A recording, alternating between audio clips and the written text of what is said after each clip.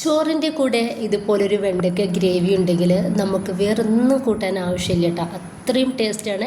വെണ്ടയ്ക്ക ഇഷ്ടമില്ലാത്തവർ പോലും ഇത് സൂപ്പറായിട്ട് കഴിക്കൂട്ടോ. അത്രയും ടേസ്റ്റ് ഉണ്ട്. അപ്പോൾ നമുക്കിത് ഉണ്ടാക്കുന്നത് കണ്ടു നോക്കാം. വീഡിയോയിലേക്ക് പോവാം. ഇതിന് വേണ്ടിയിട്ട് ഞാൻ മിക്സിയുടെ ജാറിലേക്ക് കുറച്ച് വെളുത്തുള്ളി ഇട്ട് കൊടുക്കുന്നുണ്ട്. അതിനിപ്പോൾ അത് ചെറിയ ഉള്ളിയാണ് കുറച്ച് എടുത്തിട്ടുള്ളത്, അതോടെ ഇട്ട് കൊടുത്തിട്ടുണ്ട്. ഒരു 2 പച്ചമുളക് കൂടി ഇട്ട് കൊടുത്തിട്ട് നമുക്കിതൊന്ന് ക്രഷ് ചെയ്തിട്ട് എടുക്കാം. വെള്ളം ചേർക്കാതെ വേണം നമ്മളിതൊന്ന് കൃഷി ചെയ്തെടുക്കാൻ വേണ്ടിയിട്ട്. ഇപ്പോൾ ഇതാ ഞാൻ ഇതുപോലെ ഒന്ന് കൃഷി ചെയ്തെടുത്തിട്ടുണ്ട്. ചെറിയൊരു തക്കാളി എടുത്തിട്ടുണ്ട്, അത് കട്ട് ചെയ്തിട്ട് ഈ ഒരു മിക്സിയുടെ ജാറിലോട്ട് തന്നെ ഇട്ടെടുത്തിട്ട് ഇനിയിപ്പോൾ നമുക്കിത് നന്നായിട്ടൊന്ന് അരച്ചിട്ട് പേസ്റ്റാക്കി എടുക്കാം. ഇപ്പോൾ ഇതാ ഈ രീതിയിൽ ഇതും അരച്ചെടുത്തിട്ടുണ്ട്. ഇനിയിപ്പോൾ ഒരു പാനിലോട്ട് ഞാൻ 2 ടേബിൾ സ്പൂൺ വെളിച്ചെണ്ണ ഒഴിച്ചു കൊടുത്തിട്ടുണ്ട്. അതിലേക്ക് കുറച്ചധികം തന്നെ ഇതുപോലെ ചെറിയ ഉള്ളി എടുത്തിട്ടുണ്ട്, അതൊന്ന് ഇട്ട് കൊടുക്കുക. ഈ ഒരു ചെറിയ ഉള്ളി നമുക്ക് ചെറുതായിട്ട് ഒരു പകുതി വേവാക്കിയിട്ടെടുക്കണം. നന്നായിട്ട് ഫ്രൈ ആവണ്ട, ഒന്ന് വഴന്ന് കിട്ടിയാൽ മാത്രം മതി. അപ്പോൾ ഇതാ ഈ രീതിയിലൊന്ന് മതി. ഈ രീതിയിലായാൽ നമുക്കിത് പാനിൽ നിന്നും ഒന്ന് എടുത്ത് മാറ്റാം.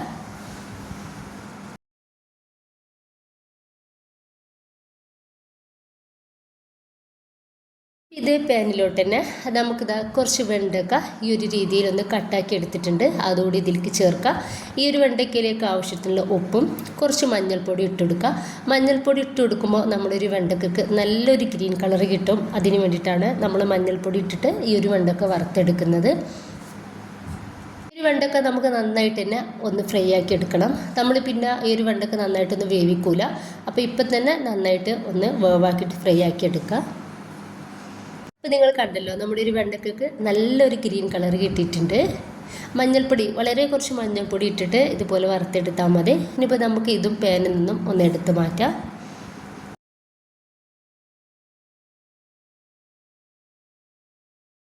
പാനിലോട്ട് തന്നെ ഒരു 2.5 ടേബിൾ സ്പൂൺ വെളിച്ചെണ്ണ ഒഴിച്ചു കൊടുക്കുന്നുണ്ട്.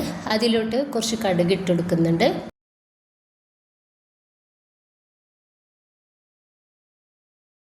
കടുകൊന്ന് നന്നായിട്ട് പൊട്ടി വന്നാൽ ഇതിലോട്ട് 1/2 ടീസ്പൂൺ ചെറിയ ജീരകം ഇട്ട് കൊടുക്കാം.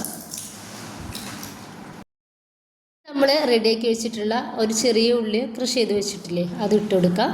എന്നിട്ട് നന്നായിട്ടൊന്ന് മിക്സ് ആക്കി കൊടുക്കാം.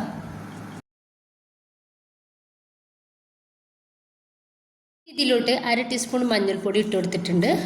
1 ടീസ്പൂണ് മുളക് പൊടി എടുത്തിട്ടുണ്ട്, അതിൽ നിന്ന് കുറച്ചൊന്ന് മാറ്റി വെച്ചിട്ട് ബാക്കി ഇട്ട് കൊടുത്തിട്ടുണ്ടായിരുന്നു. 1 ടീസ്പൂൺ മല്ലിപ്പൊടി എടുത്തിട്ടുണ്ട്, അതുകൂടി ഇട്ട് കൊടുക്കുക. കുറച്ച് കായത്തിൻ്റെ പൊടി ഇട്ടാൽ വളരെ കുറച്ച് ഇട്ട് കൊടുത്താൽ മതി. ഇനിയിപ്പോൾ നമുക്ക് ഇത് നന്നായിട്ടൊന്ന് മിക്സ് ആക്കി എടുക്കുക. എൻ്റെ മുളക് പൊടി നന്നായിട്ട് എരിവുണ്ട് കേട്ടോ, അപ്പോൾ അതുകൊണ്ടാണ് ഞാൻ അത്ര എടുത്തിട്ടുള്ളത്. നന്നായിട്ടൊന്ന് മിക്സ് ആക്കി കൊടുക്കുക. നമ്മൾ തക്കാളി അരച്ച് വെച്ചിട്ടുള്ളത് കൂടി ഇതിലോട്ട് ചേർത്ത് കൊടുക്കുക. നന്നായിട്ടൊന്ന് മിക്സ് ആക്കി കൊടുക്കുക. സമയത്ത് ഇതിലോട്ടുള്ള ഉപ്പ് ചേർക്കുന്നുണ്ട്. ഇനിയിപ്പോൾ ഒരു തക്കാളി ഇതുപോലൊന്ന് മീഡിയം സൈസിൽ കട്ട് ചെയ്തെടുത്തിട്ടുള്ളതാണ്, അതുകൂടി ചേർത്ത് കൊടുക്കുന്നുണ്ട്. എന്നിട്ട് നന്നായിട്ടൊന്ന് മിക്സാക്കി കൊടുത്തിട്ട് 2 മിനിറ്റ് നമുക്കിതൊന്ന് മൂടി വെച്ചിട്ട് ചെറിയ തീയിലിട്ടിട്ട് ഒന്ന് വേവാക്കിയെടുക്കുക. ഇപ്പോൾ ഇതൊന്ന് റെഡി ആയിട്ടുണ്ട്. ഈ ഒരു സമയത്ത് നമ്മൾ ഫ്രൈ ആക്കി വെച്ചിട്ടുള്ള വെണ്ടയ്ക്ക ഇതിലേക്ക് ചേർക്കുക. അതുപോലെ തന്നെ ചെറിയ ഉള്ളി നമ്മൾ ഫ്രൈ ചെയ്ത് വെച്ചില്ലേ, അതുകൂടി ചേർത്ത് കൊടുക്കുന്നുണ്ട്. ഇനിയിപ്പോൾ നന്നായിട്ട് നമ്മളൊന്ന് മിക്സ് ആക്കി കൊടുക്കുക. ഇനിയിപ്പോൾ നമ്മൾ കൂടുതലായിട്ട് ഇത് അടുപ്പത്ത് വെക്കുന്നില്ല. ഒരു 2 മിനിറ്റ് ഒരു മീഡിയം ഫ്ലെയിമിൽ ഇട്ടിട്ട് നമുക്കിതൊന്ന് മൂടി വെച്ചിട്ട് ഇതൊന്ന് ചെറുതായിട്ട് തിളക്കാൻ വേണ്ടിയിട്ട് മാറ്റി വെക്കാം.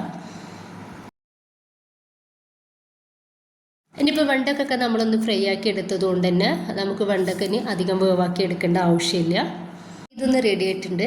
ഇത് നമുക്ക് വേറിപ്പോയാൽ ഒരു 10 മിനിറ്റ് ഇട്ടാൽ അത്രമാത്രം മതി ഇതൊന്ന് റെഡിയാക്കി എടുക്കാൻ വേണ്ടിയിട്ട്.